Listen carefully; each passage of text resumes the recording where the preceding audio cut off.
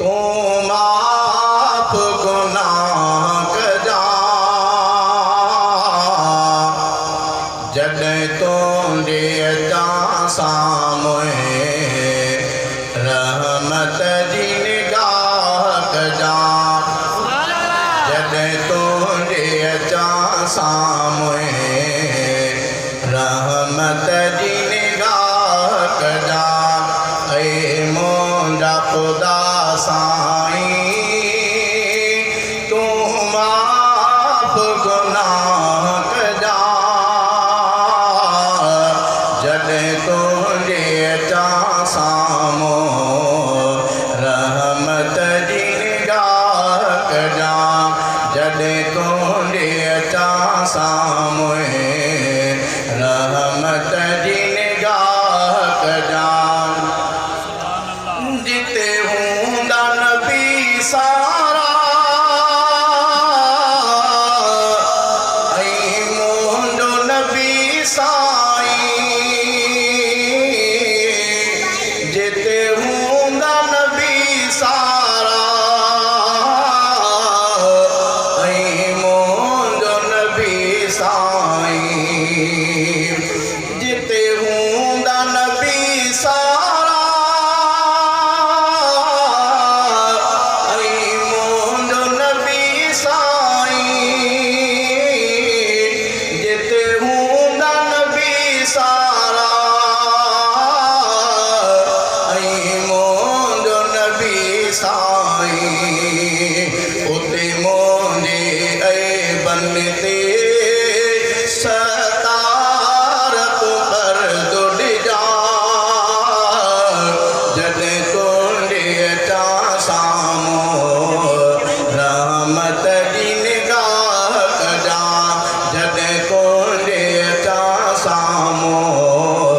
रहमत जी निगाह कजा ऐ मुंहिंजा ख़ुदा साईं तू माफ गुनाह कजा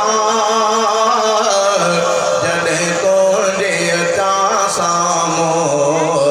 रहमत जी निगाह कजा जॾहिं तुंहिंजे अचां साम्हूं रहमत जी निगाह कजा जिते भॼंदो हर माण्हू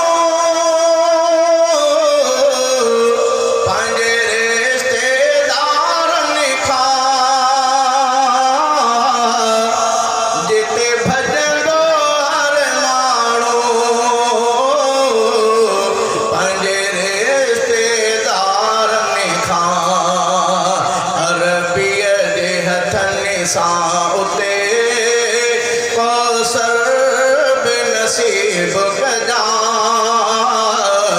जॾहिं तुंहिंजे अचां साम्हूं रहमत जी निगाह कजा जॾहिं तुंहिंजे अचां साम्हूं रहमत जी निगाह कजा ऐ मुंहिंजा ख़ुदा साईं तू माफ गुनाह कजा जॾहिं तुंहिंजे अचां साम्हूं रहमत जी निगाह कजा जॾहिं तुंहिंजे अचां साम्हूं रहमत जी निगाह कजा तुंहिंजो सभु पुछाणो अमलनि जे बारे में तुंहिंजो सभु पुछाणो अमलनि जे बारे में ओ अमल न सोहणो गफ़ार तूं माफ़ कजा जॾहिं तुंहिंजे अचां साम्हूं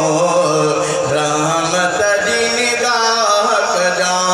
जॾहिं तुंहिंजे अचां